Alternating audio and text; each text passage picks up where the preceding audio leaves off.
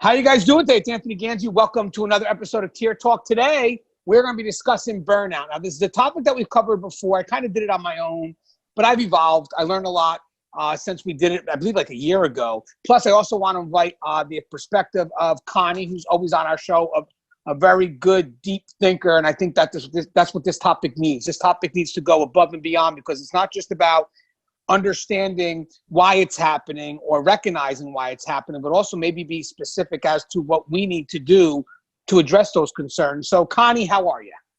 Hello, Connie Alleyne here from the Civilian Corrections Academy. I am looking forward to talking about burnout. I personally have experienced it working in corrections, and anything that I could share with the audience to kind of help them move through this tough time, I'm here for it. Right, and I actually think this is a great topic because it is one of the topics where we can introduce some personal stories because, yes, I've been through burnout as well. I think burnout could be for different reasons, which we'll discuss. I think my burnout may have been for different reasons as opposed to why Connie may have been burned out, but this is great because it gives us a bit of multiple perspectives, if you will, to discuss burnout. And the reason why I'm actually doing this topic, I was actually inspired. Sometimes when you have a good employee and you feel that they're starting to lose their way, you want to do what you can to try to inspire them. And sometimes it's sad to say, but sometimes you may not have the answers, which makes me always go back and try to become more insightful, seeing what can I do better. And I think that's actually a good sign of great management, by the way, to look at yourself first and say, let me see what's going on. Let me look at myself to maybe it's something I'm doing wrong or something that I can make better. But either way, the dialogue was great. It's inspired. So thanks, TT. It's very inspired dialogue. I'm going to try to share some of the stuff that you brought into the dialogue as well. But with that said, the reason why I do use the acronym TT is because I don't like to take other people's thoughts. So don't worry, I'll keep things generalized, of course. But when it comes to people's thoughts, I like to give them the credit where it deserves. But don't get me wrong, I'm more than willing to explore those thoughts. And also, me and Connie were able to have a dialogue on what was originally brought up. And I think there's a lot we could explore here that is, again, unscripted. We really don't know where this dialogue is going to go.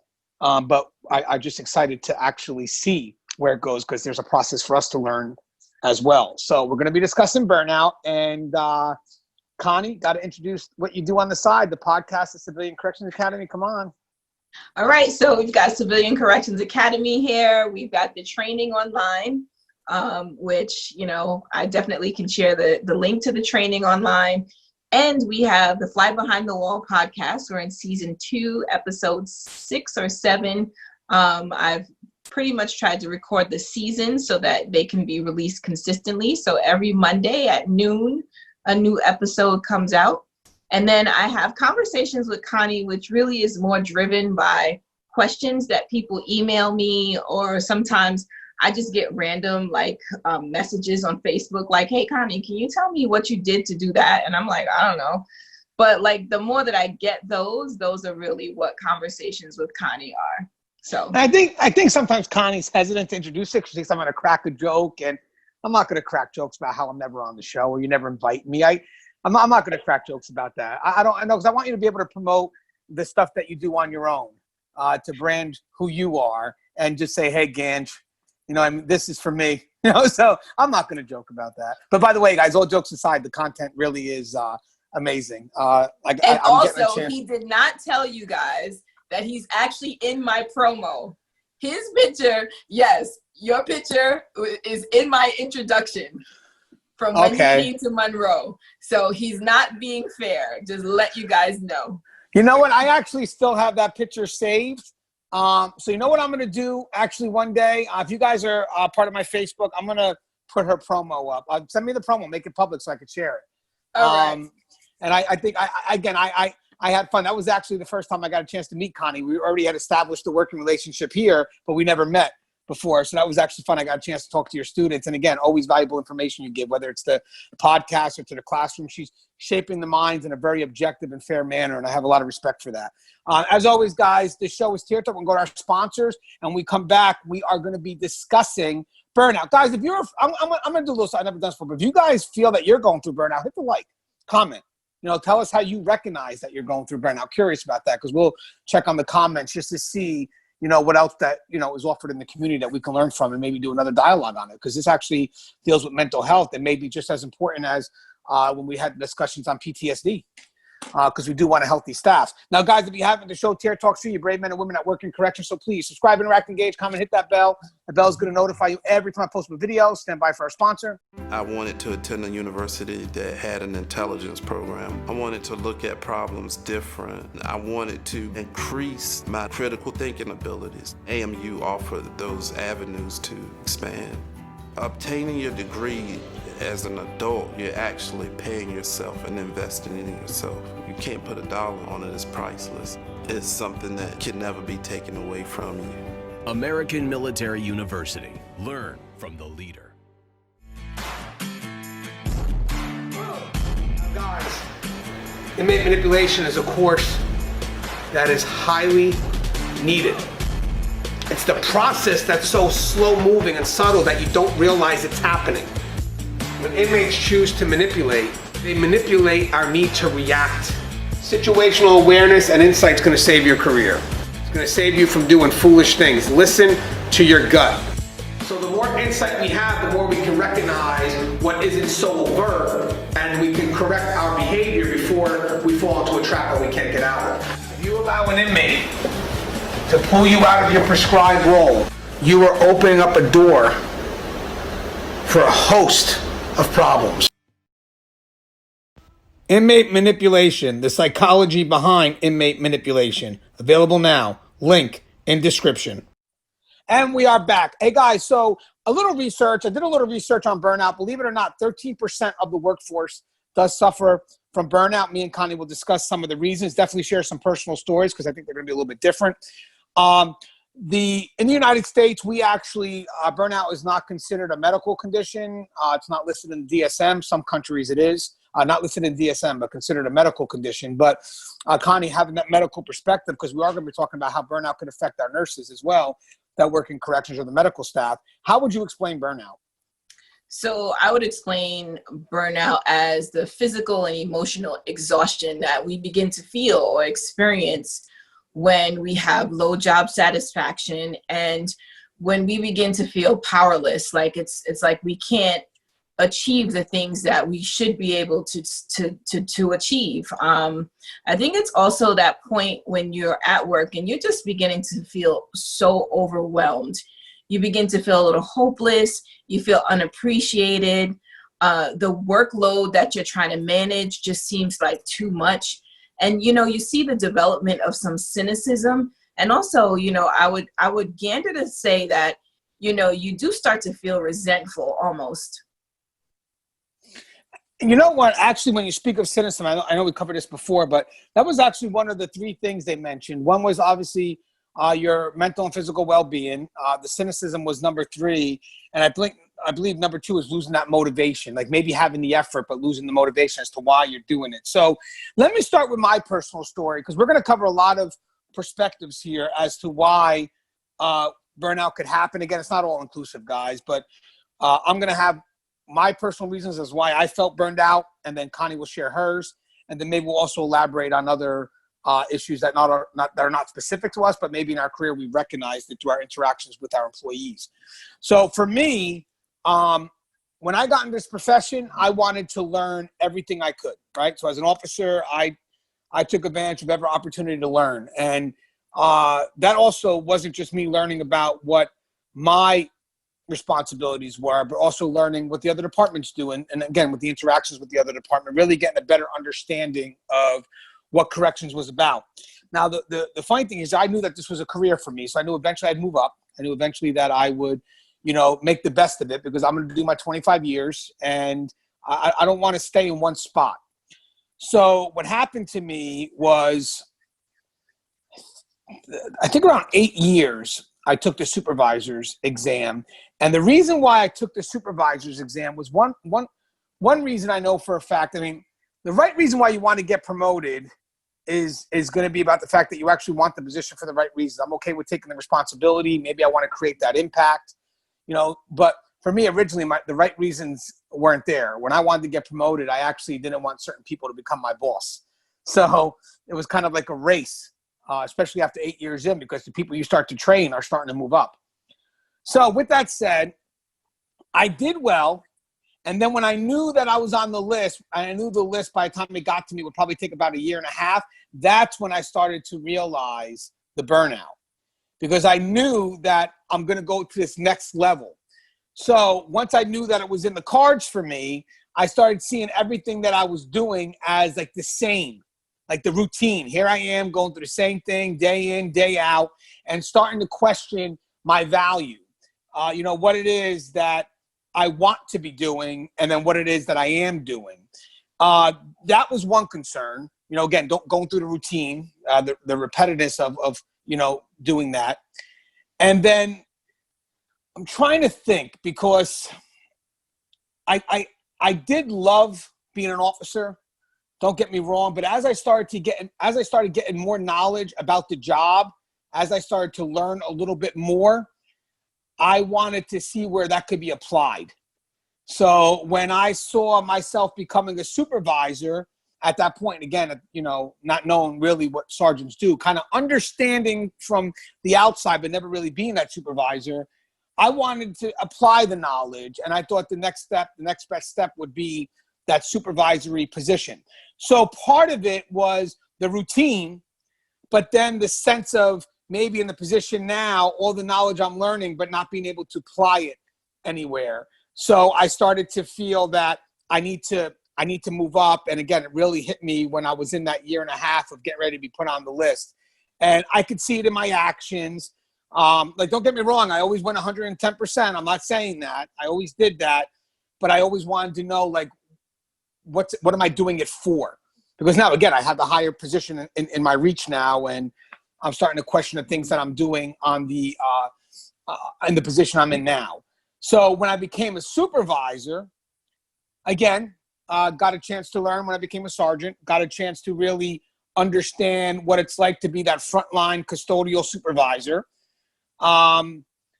Saw more of the profession, because again, you're one level up, interacted with departments a little bit more than I did as an officer, because sometimes there'd be a little bit more communication with the supervisors and the other departments. But again, this whole time I'm passively getting knowledge. And again, I had something I wanted to create. I was creative, and the sergeant's position just wasn't giving me what I wanted. Same feeling that I believe Connie said it in one of our dialogues before, the ceiling. I felt the ceiling was very low. Now, when I first entered this profession, we can maybe draw a picture here. To me, the ceiling was high. But as you gain knowledge, you grow and you grow and you grow, and then eventually the ceiling's only giving you like 1 inch. So not being able to apply what I learned or to be creative with what I learned, I took a shot and crossed into the superintendent position. And as of now, we all go through burnout. If I do feel that, because I don't want to be too specific with that, but I can maybe cross into it, it's not going to be for the same reasons. And maybe I can explore that a little bit. Okay, so I think for me, I love what I do as a superintendent because I get to facilitate the magic between the different departments. And trust and believe, guys, there's a lot of chances to be creative when you're trying to connect all the different departments together: medical, mental health, custody, and whatever, programming, and I'm privileged to be in a position like that, to be able to work with the department heads, sharing their successes, help them with the concerns that they have. But in the process of that, being creative, I'm lucky because I actually have the ability to make decisions that can help me create a very good working relationship, that at the end of the day, you just get so blessed with the outcome, even if it's just a simple respect between the different departments, which we don't, a lot of facilities don't get that. So I like to know that I'm a part of that. And again, it starts with appreciating each other. But with that said, I also think right now, because just on a national level, there are very limited resources, and that's just anywhere. So sometimes when you have this ability to be creative, and because now I have this ability to be creative, but sometimes you're not provided with the resources. It just happens to be the times, nothing specific. There's nothing specific here. It just happens to be the times that can burn you out, because you could see the potential to do something great or so much more that you know will have value, but you don't have the resources. And then you wind up feeling that you're settling for less of what could be. And that, to me, winds up becoming frustrating. And then the problem is that when you see the potential of what you believe you could create, and you don't have the resources to create that beautiful work of art, then you start questioning the work you're currently doing, because you're not seeing the work as either enough or just, you know what, it's not even worth the effort because it will never be enough. So again, for me, it was the routine. I learned.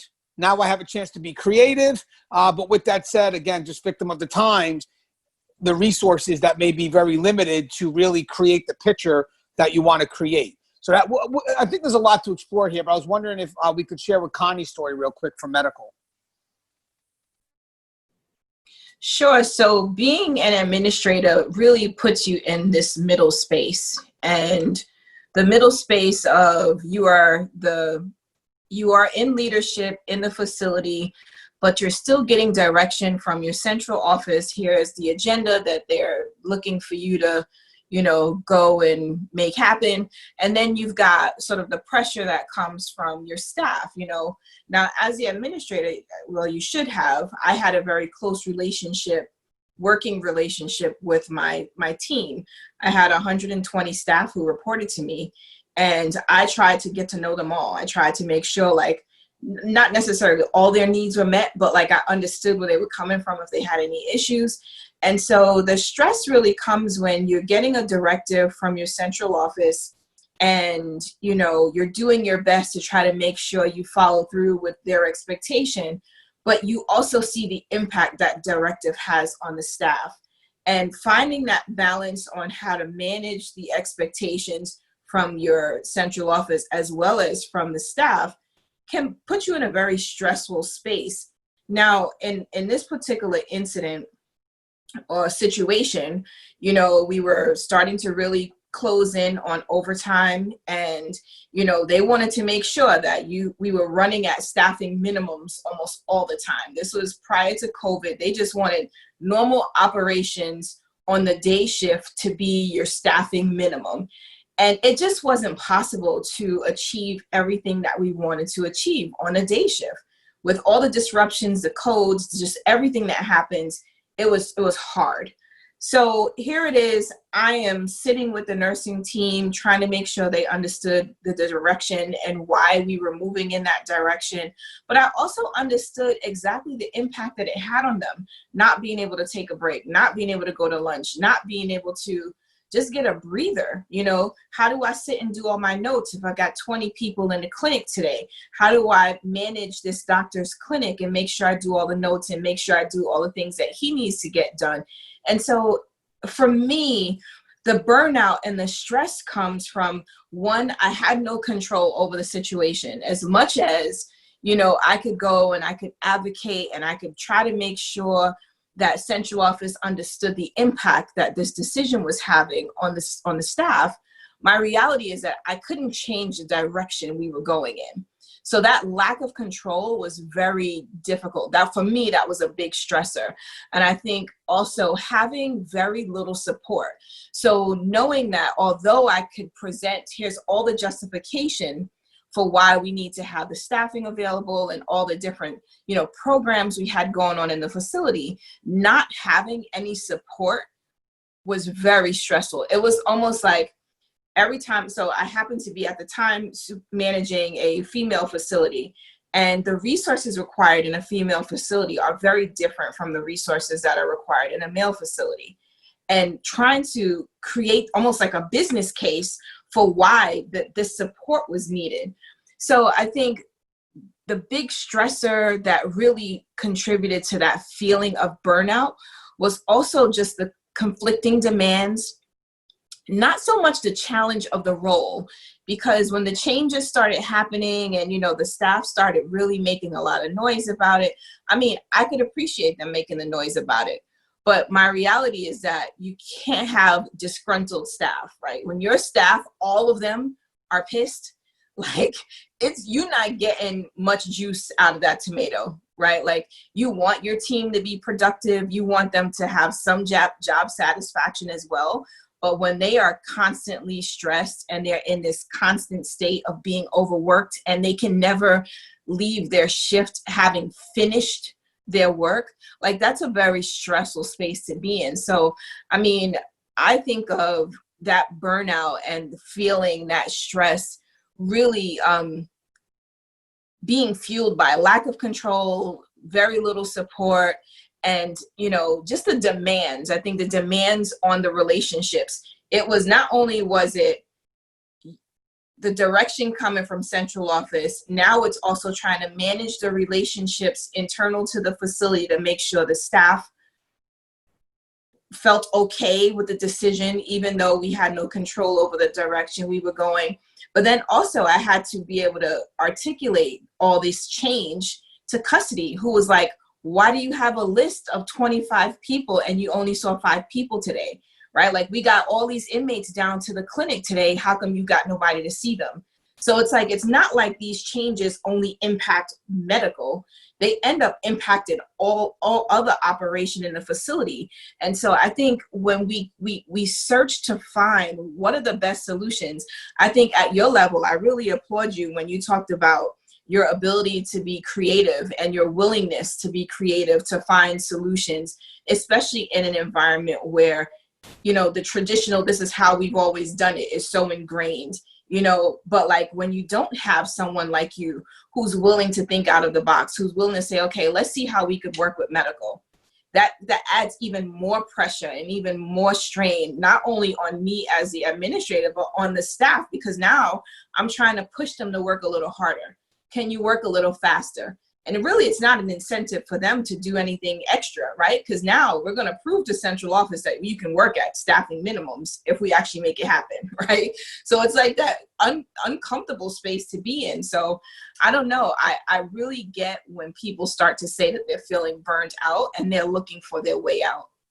Right now, I like what you're touching on too, because as management, when we see it, the first thing good managers do, or leaders, will look into themselves first to see, hey, is there something I'm not doing? Is there something I'm doing wrong? You know, something I could be doing right. And that's great, because I think we're looking again to motivate, especially when you have, see, my biggest concern is the employees that want to work, that show great potential, that have the ability to shine. You want to cultivate that.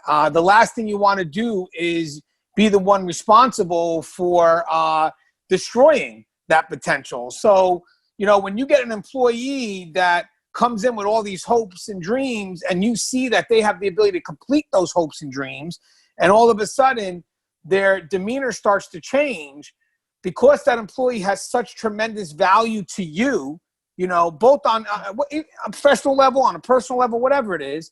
The point is, it's only natural for a good leader to look back at themselves and say, hey, hold on, because of the investment, the time, and now this person could be great. And what have I done here to not be able to help that person become great? So as good management, like you mentioned, right, Connie, it's very important for you to look at yourself as well, correct? Absolutely. I mean, that's when you're really trying to figure out what you could do differently. What could I do differently to still support the potential that I see in this employee, as well as meet the central office demand, as well as meet my own expectations, right? You hold yourself to a certain standard. You have certain expectations of yourself when you go into the office. Here's what I have on my agenda today. I know that I'm going to give 100% no matter what I've got on the agenda, anything that I do. And so when you are getting sort of these conflicting demands on your time, you do check yourself. You say, okay, so is there something I'm not doing? Is there something time management wise that I'm not doing? Was today one of those days that I was like, forget it. I'm not doing too much today, you know? And if that's the case, you've got to own it. But if not, and you know that you're running at full throttle, but you still can't achieve all the things that you should be able to make happen, like you do try to figure out, like, what could I be doing different? What other development piece am I missing within myself that I need to start working on? And I think a good leader, a good manager is always going to do some introspection to try to figure that out. Oh yeah, well said. And I think I want to, like, what we could do now, I thought, is we can go back and explore, parts of the stories that we mentioned. So for me, remember how I mentioned I felt that I was in a routine. I felt that once I started gaining more knowledge, I started to see maybe where the position limited me to be creative. But then, as you mentioned, when I was able to get that higher position, I quickly jumped into being creative. Obviously, after I discovered a foundation of what that new position's about. But with that said, that feeling of, you know what? When I spoke to TT, the point is I'm trying to get this correct, because I don't know if it's a feeling. I don't know if I'm using the right word when I say if I'm feeling trapped, or I don't know if it's a feeling. I'm kind of lost on why. I don't want to say it's a feeling. I'm going to come back to that, because we did discuss this. And when she mentioned something, it made 100% sense to me, but the thought escapes me. But either way, I'll just settle for that at this moment. And guys, if you're in the comments and you can understand what I'm getting at, or if Connie, by all means, later on, if it comes to your mind, there was something that was mentioned that explained why it's not just a feeling. It may be something, maybe more. But in the meantime, let's just minimize it a little bit and just say, let's say I feel that level of trappedness, of being trapped.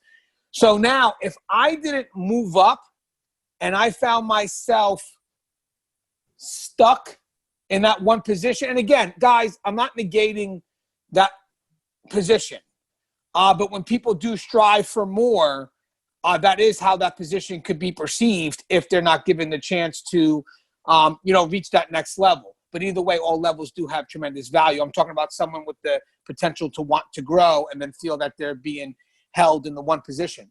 So if I did not get the chance to, take the test, if I just couldn't pass it for whatever reason, again, we had the story recently with the guy that had 24 years in and just could not pass the test, and having to find his impact and just the interactions he had on the initial level, I would feel trapped.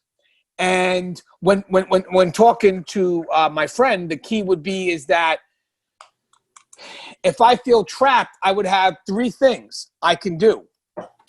I could try to transition in where I'm at, but again, not being given the opportunity because I can't pass the test and maybe there's no opportunities to go left or right.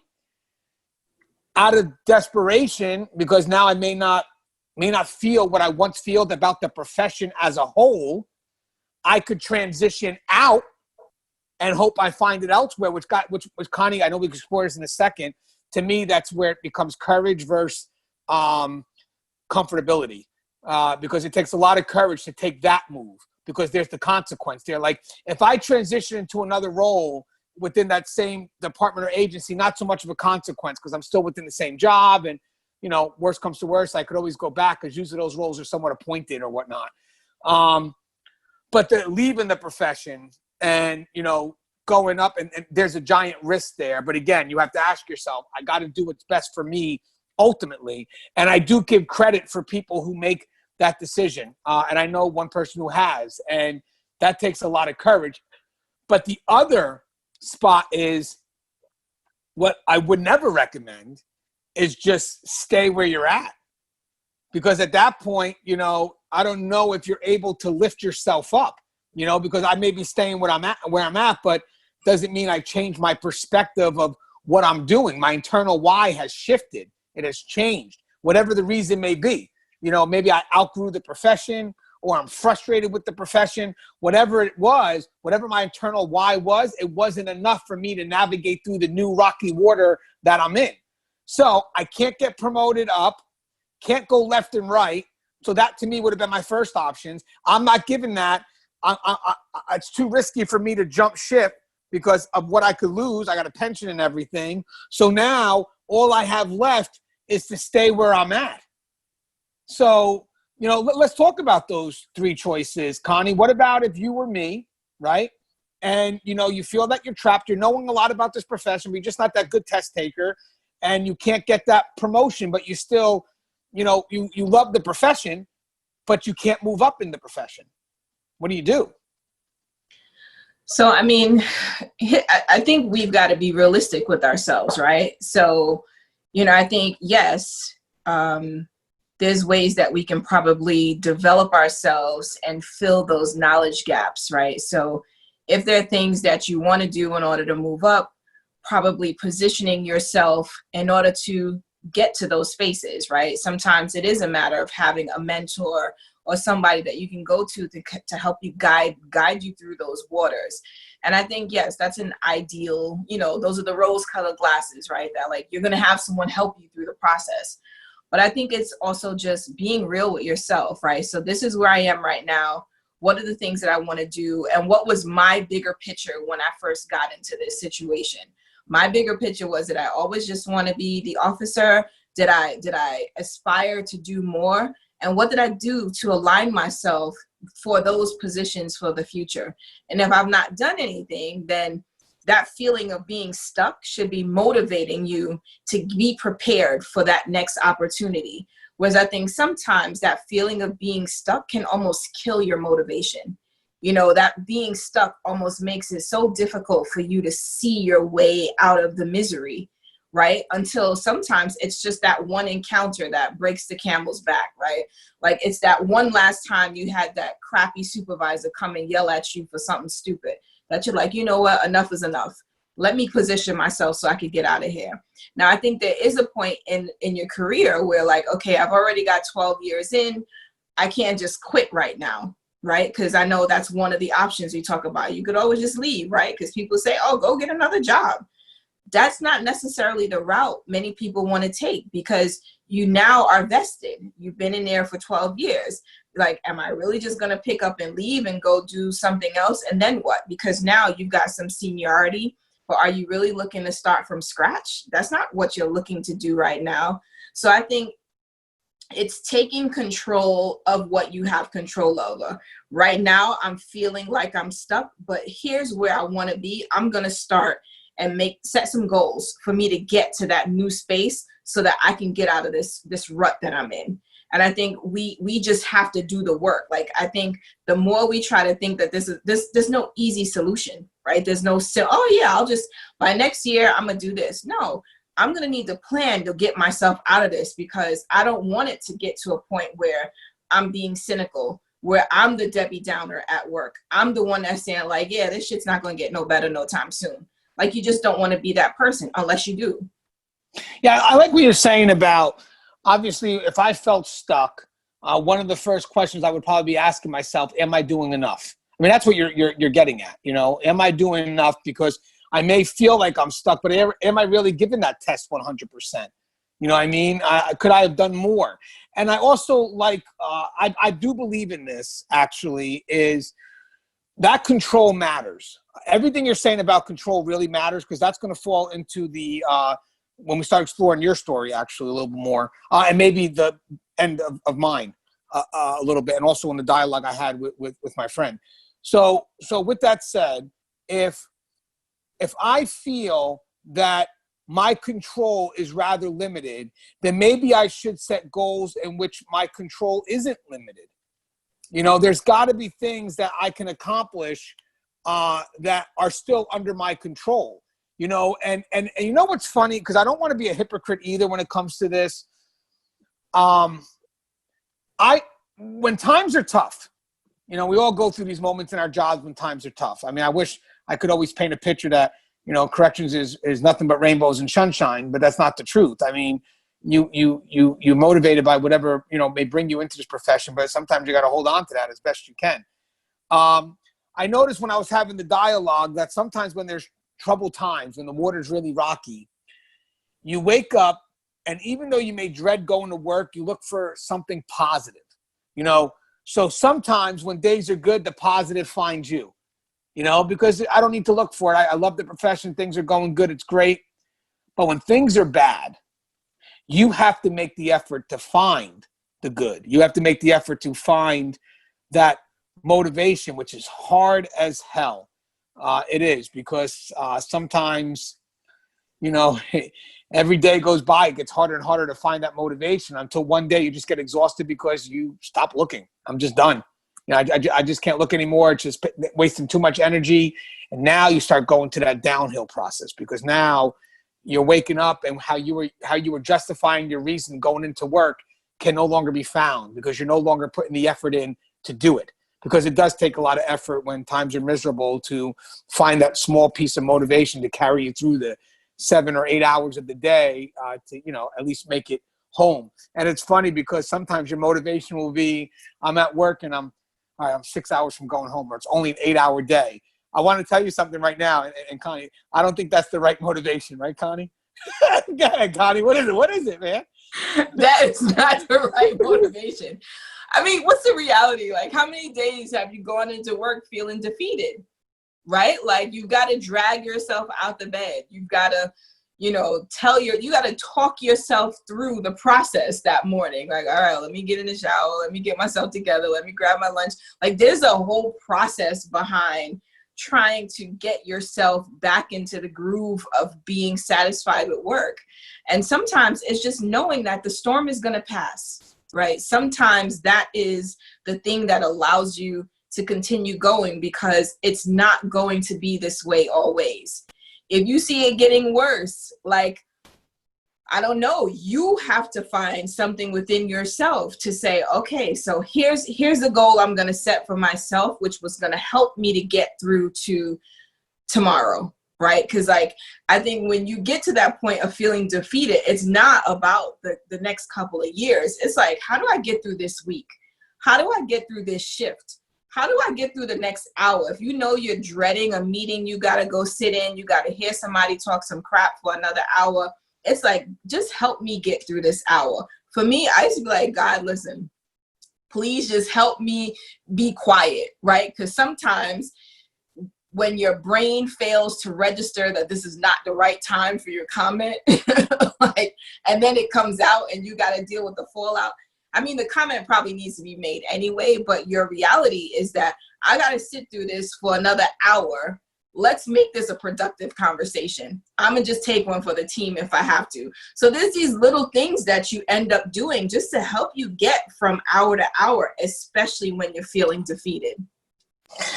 Yeah, and I think a lot of us are going through this now with the COVID, obviously. I think when we start talking about the last part of what my story was, it's going to kind of start going into what your story was, because I think when you have people that are go-getters, and you can kind of recognize them at the beginning of their career, there's always something you see in this individual. And it's funny because sometimes management winds up relying on this individual, not realizing that they got to be careful about that, because that person may be the best person for the job, but don't burn them out. You know, it's got to spread the wealth, you know, because at the end of the day, you have good employees that just don't want to work anymore because they feel that they're no longer of value. They're just being used. You know, and that's a big difference. You know, value is actually, for me, it's, you don't want to overuse that, you know, because then that person that has value no longer sees value. They just see the fact that they're being used as opposed to sharing the work. But with that said, high demand is definitely really seen when you have limited resources, right? When you have limited resources, you start to see that sometimes these demands are not as realistic as people would like to think they are from above, right? And sometimes good management will do what they can with, you know, no excuses. They'll make the magic work. But then eventually you start taking more and more. And then they start to figure that, you know what, it just isn't worth it. I'm spread too thin. I no longer have time to be creative. The effort that I'm putting in is just, I'm robotic, because, you know, now I'm just more focused about getting the job done because I have so much to get done that I'm not really being able to focus on my creative mind. And the reason why I want to talk about this being automatic is, guys, believe it or not, and I think this is a book that me and both Connie are reading called Mastery by Robert Greene. We talk about when you apprentice and you learn a job, at first your mind is working overtime. But eventually, as you start developing the routine and you start learning it in, a lot of parts of your mind can rest a little bit because they start to run on automatic. But that creative mind starts to work, because it's free. It can be creative. But when you're running on automatic and you don't have that chance to be creative, I think there's a conflict because you have your brain working, but can't do anything because I keep saying feeling of trapped. There's something better. I'm telling you, I just can't get it.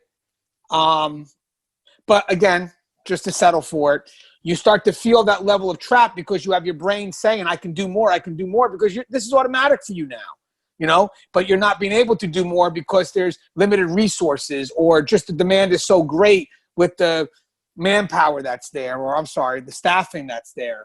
So, well, first off, let's explore that real quick. I got to get your thoughts on that real quick. So let's talk about how limited resources can affect the star employee, that manager that you knew had the potential, but all of a sudden they're put into a position where it's not about challenging them. Because don't get me wrong, I'm going to tell you something right now. Let me just add something on this real quick.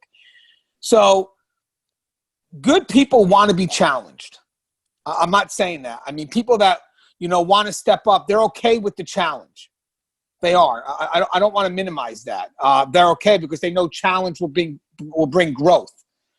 But the challenge itself has to have value, has to have the potential to be growth. It's not just a challenge for the sake of a challenge. It's a challenge that is going to cultivate me into a leader. So when I start realizing that the challenges I'm facing every day have nothing to do with personal growth or professional growth, but rather are more of just annoyances and just something where I'm not learning from it. I'm actually just frustrated because I'm not being heard. Well, that's where you start to see good management or good people that are now managers just suddenly say, you know what, I'm fed up. So I want to get your perspective on what I just said, Connie. So I think that, as the demands of the job changes, like there are times where we feel constrained, right? We feel like we can't be as effective as we would like to be because we don't have access to all the resources that we need to have access to. And I think, the creative side of the brain kind of says, all right, well, I'm going to move this here. I'm going to shift that there. I might do this on another shift so that, you start to move things around so you can still kind of accomplish the mission. But at a bare minimum, you need sort of the skeleton resources. And I think we are at a point where we don't really have that either. Like there are some things that we do have, but I feel like we are kind of working below the minimum requirements that we need to be minimally successful. And I think that's part of the challenge, especially when you have an employee who's like really good. When you got that employee who's highly motivated and who wants to do all these great things, and you could see the excitement, you see, they have a plan like, oh, Connie, I was thinking if we did this, this, and this is what we could achieve. It does bother you a bit when you say, well, we could do this, but we don't have that, right? Like when you start to, it's almost like you're dimming their light, and it's not a good feeling because you don't have enough people who are like that. Like those are like those people who you really want to cultivate and you really want to, do your best to help them grow because you see the potential that they have. So I don't know, as I think about, that feeling of being trapped, I think of, just the limitation on how creative you can get. And having a limitation placed on you is almost like you yourself are not able to reach your fullest potential. Like if I only had this, I could imagine what I could be doing. What could I be doing next if I only had that?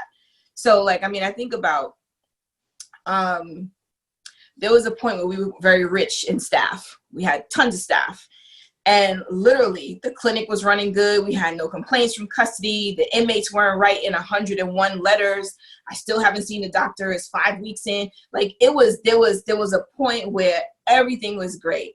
And that feels good. It feels good when you can go into work and you don't have to worry about a 10-page list, waiting list, right? But then you have the waiting list, right? And you're like, how are we going to get through this? How are we going to get through this with minimal staffing?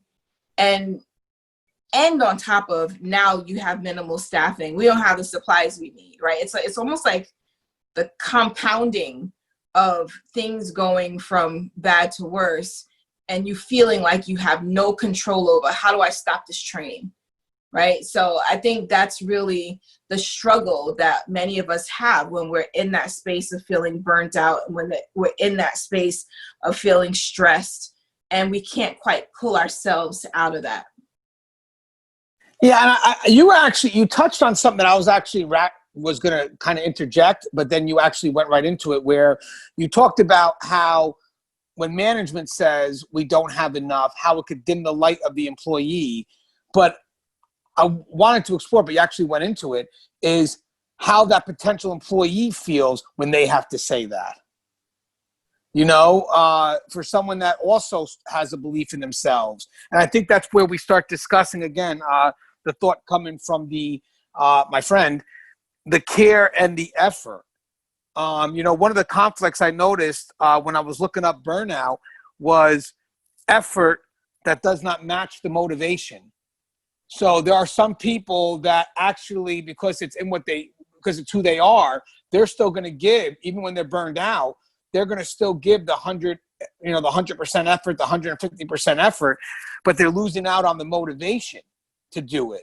But with that said, it's also who they are to always go above and beyond. So they're not necessarily doing it for the agency. They're doing it for themselves. What they recognize in themselves is the fact that I've lost the motivation. But for them, the automatic is still doing 100%, because, again, you can't take that out of somebody, even if they for some people that are very, you know, this is who they are, their ethic is just, I'm going to give it all regardless.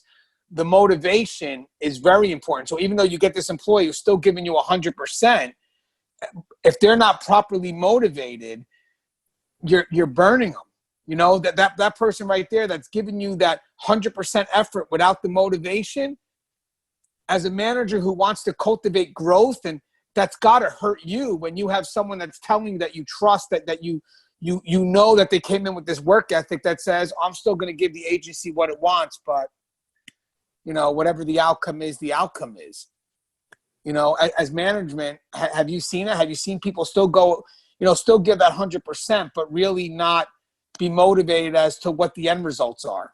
They still give the 100% because they're there to do a job. They're still going to do the 100% because that is who they are. That is their work ethic. I think the challenge comes in when they start to build those feelings of feeling resentful, right? Like, I gave this job 100% every day, and look at what they gave me, shit, right? Like, it's hard to convince that person that the job cares about them. It just is. Yeah, and I think that's the person where, again, the last thing you want to do is you don't want to have an employee that has the potential to grow, to start becoming frustrated at the system, because, again, they're frustrated because we're, again, not giving them the resources so they can grow, so they can be creative. And you mentioned something in the dialogue we had in the car not too long ago about winding up disengaging yourself. Yes. And that crosses into something else, actually. So I know you're going to share a story here, but I want, if you may, there's two elements of the story that really hit home with me. One was disengaging yourself from, you know, the people that are giving you these demands, but just not listening to what your concerns are, but also having that facade as if everything's okay. Because you're not, like you said, time and place, but after a while you just give up. I'm done saying it, because they're not listening, but yet you're still smiling and, you know, engaging with them as if nothing's wrong. So, I mean, there's got to be a level of exhaustion just by carrying that facade of, what was it, being false pleasantries? I mean, what is that? I don't know. I mean, I guess I've always chalked it up to like, you've always got to be professional, Connie. You've always got to be professional. I don't have to be your friend, but I have to be professional. That is the expectation that I have of myself. And so part of the challenge, as we talked about a little earlier, really is, you know, you still got to put on the face, right? You're going into the office, you're being professional, you're doing what you need to do. Your central office has demands, you engage with them, but you're not as engaged, right? Like, you have to protect your own mental health. And sometimes that means this office that is now representative of a significant point of stress for me, I'm going to minimize my engagement with the office. You know, if they call me, great, but I'm not calling for anything unless I absolutely have to. I'm still going to report out the way I need to report out, but having those pleasant engaging conversations just aren't going to happen anymore, because I feel like, you know, as an employee, because that's what I am, as an employee, you're not hearing me. My voice right now doesn't matter. And so if you just want me to go follow a directive, I'm going to go follow the directive, and I'm going to do my best to not have any emotional attachment to this at all, to the conversation, to the person who's giving me the directive, because then you start hating the person, right? That person is getting a directive from somebody else as well, right? Like, the business, unless you own it, right? Everyone is following a directive in their chain of command. So to, I guess, take away the personal aspect of things, it is, they've given me a directive, I'm gonna do my best to follow through with it. I don't have to be their friend. All the niceties be gone. Let's keep it that way, because that helps me now to stay focused on, this is my job. I can talk to my team from a strictly professional, hey guys, here's the direction the business is going. We just need to do what we're being told to do. Unless, obviously, if it's, you know, putting someone's life at risk, then we use our professional judgment then. Well, the one thing is, when we were having the discussion, me and, again, I say the letters TT, is because one of the questions that we also asked was, can you give 100% effort without caring? And obviously my original was no. By the way, I was wrong, but hear me out. My original was no, because I was under the belief that, you know, you got to care for what you do in order to go and give that 100% effort, you know, to go above and beyond. But some people have work ethic, and even though they're taking the hits left and right, their effort is not affected by the emotion. Their just work ethic is defined. And you may see people that are no longer motivated, but could still give the 100% work because their ethic supersedes the motivation. But it still doesn't mean that gives management a right to overuse that either, you know, because we're in a place of evolution. You know, corrections is always evolving. So the thing here is that, yeah, the person's doing the work, but the profession itself is going to be at a standstill because the person is not being given the chance to create. And again, I keep on saying that, but I really do think that's a big part of burnout for people that are great, that want to create and just, you know, have an impact. And we're not allowing that. A lot of people that do move up, believe it or not, have the want to make an impact, especially in a profession like this, where the money isn't really going to be that much more, and you're going to be taking on a lot more, like you're taking on responsibility. And so you got to have, for my case, the motivation has to be an impact. I look for that. And even though people are like, oh, that's a cliche answer, yeah, but it makes sense to me because the other motivations just don't match with the responsibilities that come your way when you start to move up. So you get this employee that, you know, is given the effort, given the 100 and whatever percent it is as defined by their work ethic, but not truly motivated, and they start to lose out on why they do it. Now the problem is for me as a manager, and let's say I'm limited with the resources, and this person starts losing out on that why, I'm very limited into what I can do to have that person engage themselves back into the work. I mean, they're put themselves in this, well, I'm wrong. They didn't put themselves in it. I apologize. The environment put them in an area where they cannot grow, they cannot shine, they're going to feel that level of burnout more than anybody else because they feel the room very low. When most people see it as high up, they actually feel the pressure of that room. So that disengagement, that lack of giving them that chance to be creative, and me as management not letting them, not being able to provide that to them. When you wind up, this is the crazy thing, because you mentioned mentorship, right? Now, for me, mentorship, you know, as a professional, it's like, okay, I want to try to give them the best path in this profession. Because at one point, remember, this person wanted to be in this profession. Their internal why matched the profession. Oh, and another note real quick. Let me also mention something else. I'm sorry. A lot of us mix our personal and professional growth as one line. And sometimes we don't realize that when we all of a sudden get frustrated with the profession and we say, well, I'm done with that, I'm done with this, we may not realize that when we disconnect from that professional side of things, we may have also disconnected ourselves from that personal growth that we were looking for, because we haven't separated it, if that makes any sense. And I noticed that in the discussion where there was certain parts of this individual that connected to the choice of wanting to challenge themselves, but then having to go back, and when dealing with the frustrations, wondering why they always put themselves on roads to be challenged. And it's like, wow, to me, you just minimize a very powerful trait that you have. And I think what happens is, with your frustration with the job, you're now intertwined both sense of growth. Like, I mean, it's easy for us to see our professional growth in line. We trick ourselves sometimes. Sometimes we think that, you know what, this job is the trajectory I want to be on, and therefore you wind up thinking that your personal growth is in perfect alignment with your professional growth. But then what happens is, when you get frustrated and I'm mad because management's not doing this and I'm not getting a chance to be creative, you may not realize that when you start to disengage and really just kind of say, you know, I'm frustrated, I'm just going to go through the motions, you may not realize that you're not just disconnecting yourself from the professional growth. You're disconnecting yourself from your personal growth. So the only advice that I could give you back as management, not even as management, I got to say, not biased, as being that mentor, as being that person that really wants what's best for you, the only advice I could give you is, if you can't find that here, you're using the profession to stop a part of your growth. And I would never tell anybody you don't have a right to seek that. So you have just discovered that there's a conflict here.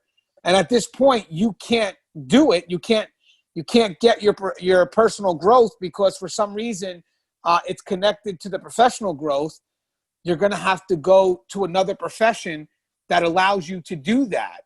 And that sucks to have to give someone that advice, because now I have to go back and ask myself, especially for someone that I know had it coming in and it's gone. You know, when you have someone coming in with this power, that this want to grow, and all of a sudden it disappears, you have to ask yourself as management, what the hell did I do? Because at this point here, this person could be a benefit, and now this person just has given up. And then you have to really go back and say, what choices did I make? What have I done wrong? Because now the only advice I could give you to connect you to something better is to tell you to leave something that you loved only a few years back. So, I mean, that's got to be powerful. I mean, am I making sense, Connie, or is this going a little too deep? No, so I think it makes sense, but I also think that, you know, they don't necessarily have to leave. I think it's understanding that your professional growth and your personal growth are not mutually exclusive. Things that go on in your professional life are going to help you grow as a person. So, you know, I think back to when I decided I was going to disengage. And then what really motivated me again was, you need to know how to have tough conversations, right? That's a skill that you're going to need to build in general, right? And so as much as I want to just kind of blame the job, I'm going to shut down, I hate it, my reality was that I was also not confrontational. And so I believe in having these very educated and calm conversations and being warm and welcoming and always smiling. Whereas the reality for me was, it's time for you to have a very difficult conversation with your leadership team and express to them some of the frustrations that you're having, because holding on to it is not allowing you to grow. It's not allowing you to be as supportive as you can to your team and really serve as a resource, which is what I wanted to be, a resource to the team. And so as people, I think, start to sort of grapple with professional and personal growth, I think they also just have to acknowledge that within their role, they may not have as much autonomy as they like, but as they grow, sometimes you get trusted with more autonomy because you have shown that you're capable of doing certain things. And I know that, you know, I had an example of a nurse who thought she could never be in leadership, but she actually led the team on multiple days. Oh no, leadership is not for me, it's not for me, it's not for me. And I was like, well, you know, do you realize that you've done X, Y, Z for the last week? I had a nursing supervisor who was out. This person stepped up, stepped in. People respected her. She talked to them appropriately. It was all these things that she thought she couldn't do. And I think that as we start growing and we're developing and we're kind of feeling like we're reaching these points of, you know, here's another hurdle, and this particular hurdle I can't get over. It's looking at so allow that creative mind of yours to sort of think about, what are some ways I can get over this? What are some ways I can get past this, as opposed to falling into that space of being defeated? You know, what are some things that I can do in this situation that I have control over?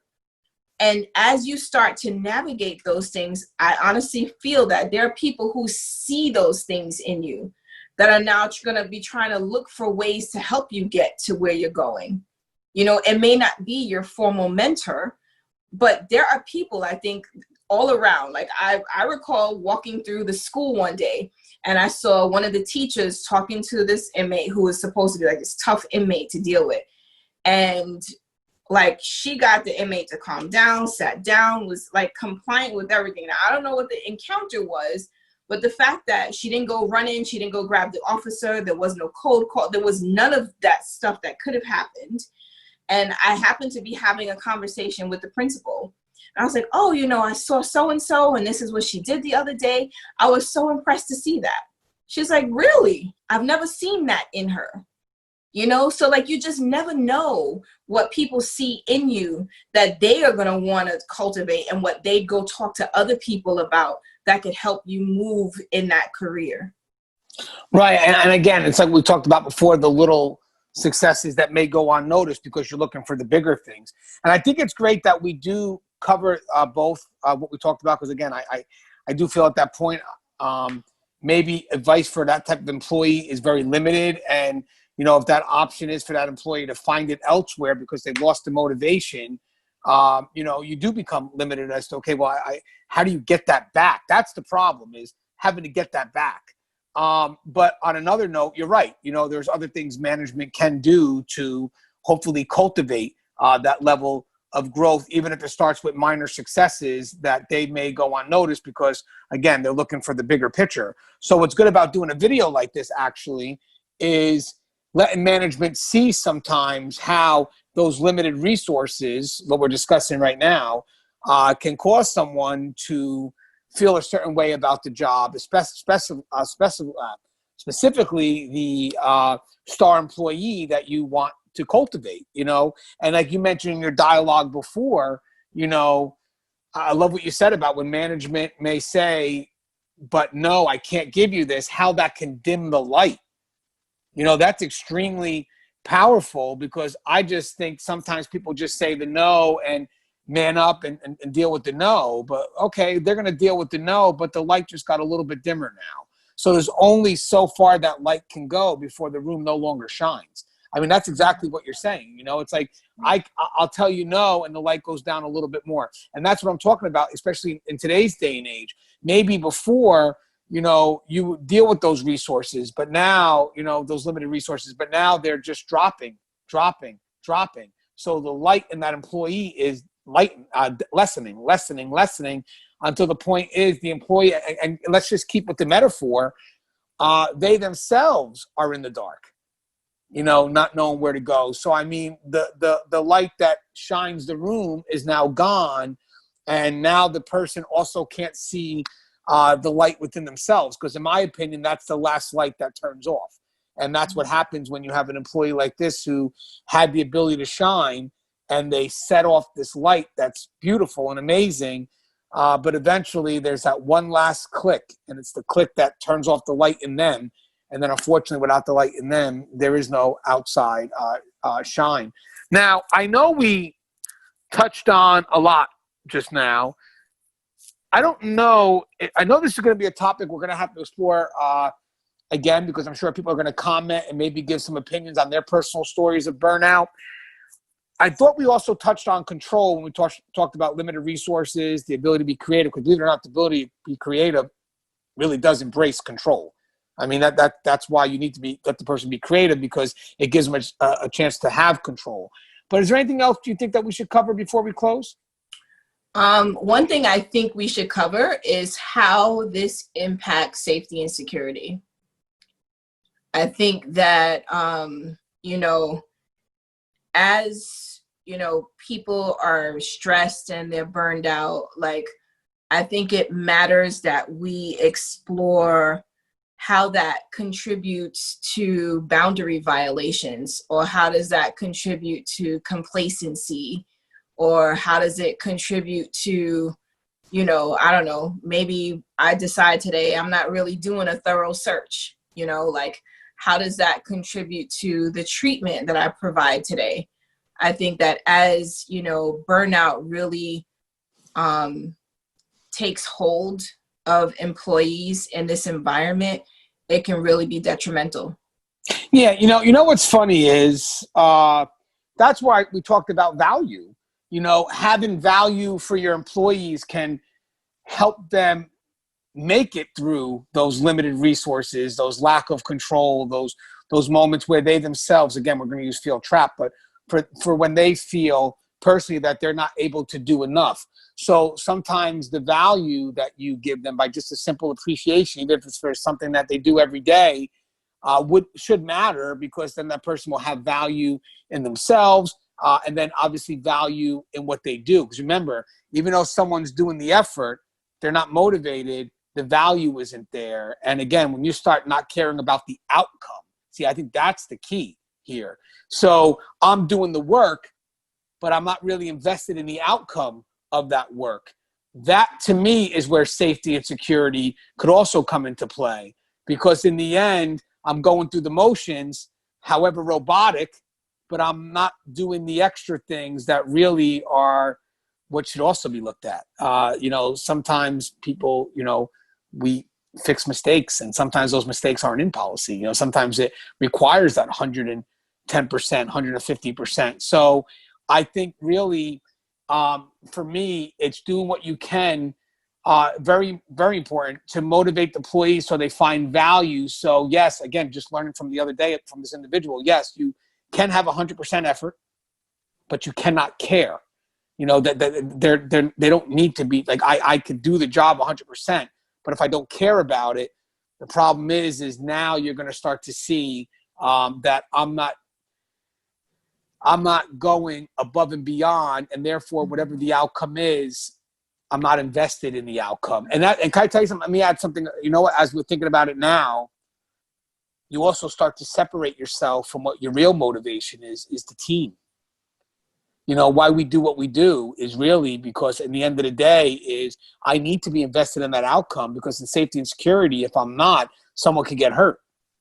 So when I start to lose that level of care for what I do, then I start to lose that level of care that really is what motivates me to want to respond to a code, which is that level of care I have for my brothers and sisters. So very important for management to make sure on that high level. That was a great thing that you brought up, that you do keep your employees motivated, and you don't just look at their effort thinking, oh, everything's okay because they're doing the job. No, ask them, once in a while how they feel about what they do, and kind of see where you're at. All because the outcome is there doesn't mean that, people are invested in that outcome. Does that make sense? Or It does, but when you said that just now, it made me also think about, so the outcome or the isolation, right? So looking at your manipulation videos, when you think about isolation and you think about the person no longer having that light within themselves, that isolation now allows for them to be very vulnerable. And so I'm only thinking of, so how do we make sure that we protect our staff from becoming or getting to a place where they're so vulnerable, where they could end up being manipulated to do something that they probably wouldn't have done if this wasn't the situation? Well, you know, during the manipulation course, and again, guys, I do have the course available for download, I think right before this episode, or when we go to sponsors, we do have a little promotion, why not? But you mentioned a good point.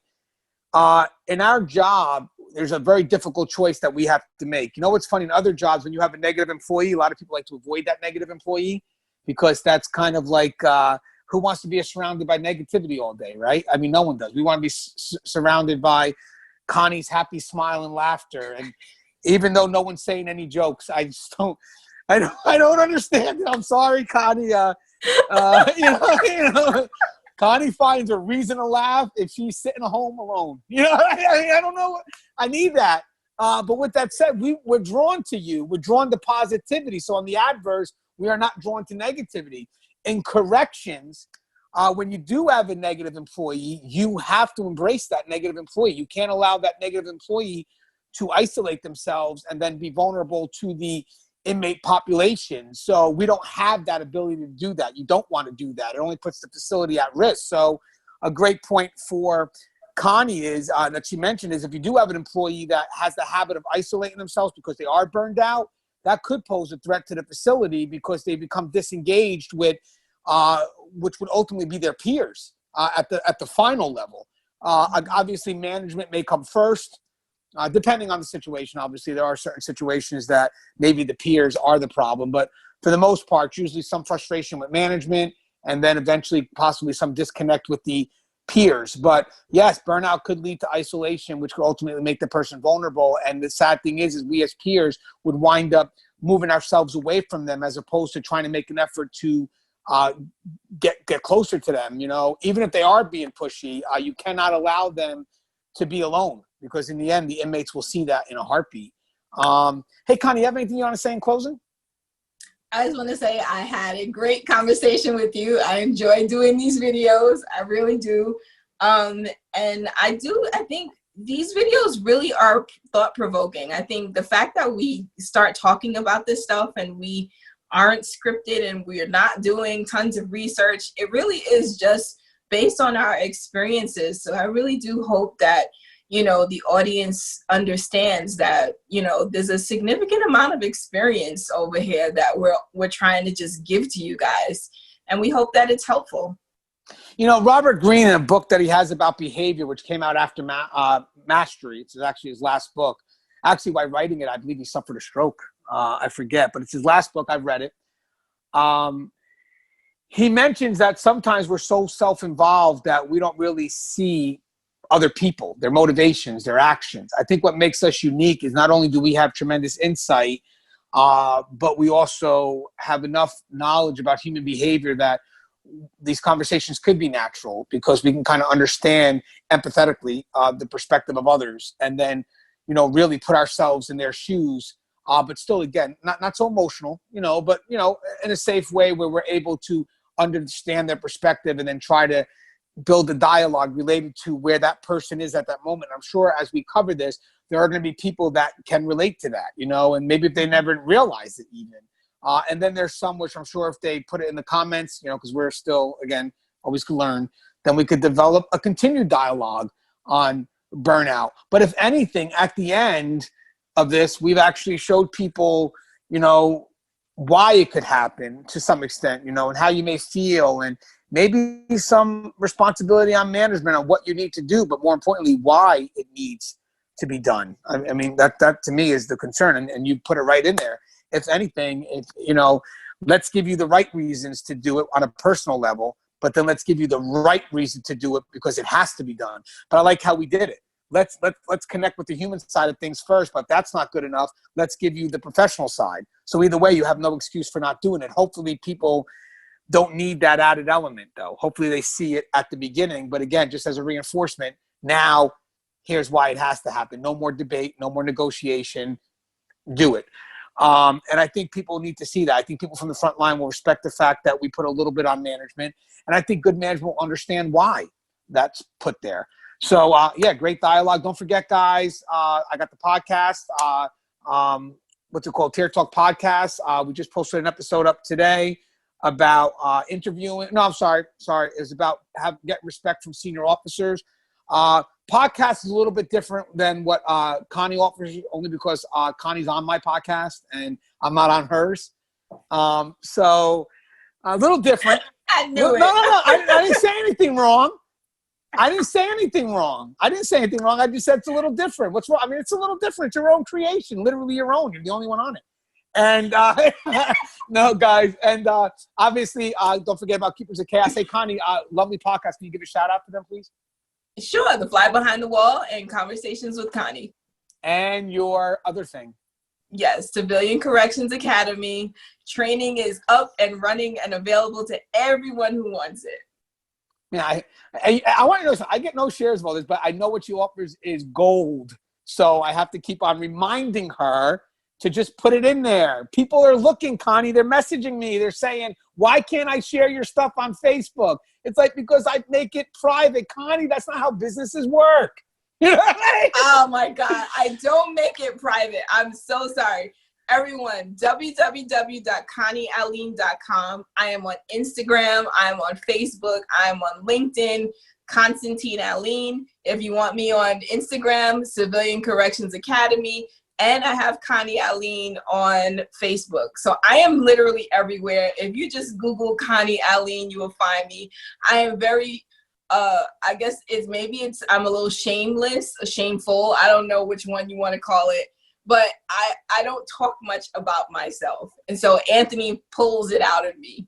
Yeah, but because you offer such great things, it's like, hey, Connie, I would love to take the civilian credit. Can I email you? Oh, you don't have an email. Oh, you have a website? Oh, the website's unlisted. Hey, what about those podcasts? Oh, I can't find those either? Oh. You know, but business is doing great. You know? Listen, I am everywhere. Okay, everybody. I am everywhere. ConnieAlleyne.com. Okay, Civilian Corrections Academy. I am everywhere. I swear. Oh, hey guys, all jokes aside, as I said, I mean the reason why she's on our show is because what she also provides goes above 101. So it's good for new people, but also good for people with experience. I think they know it all. They may not. There's more out there. And for those that have experience that are humble enough to check out these sites, thank you, because it helps us grow, because you provide feedback and we only become better at what we do, which ultimately provides a safer, more secure facility, because ultimately these videos are what? Training videos. That's really what they are. And they will last long because training is always needed. It's not about the most recent topics. It's about stuff that's going to have longevity in, you know, the profession. So hopefully we'll be able to have that impact. And then, you know, when we retire or when we're long gone, you know, because most likely people don't become famous until they're dead for 30, 40 years. People will say, hey, I remember this guy.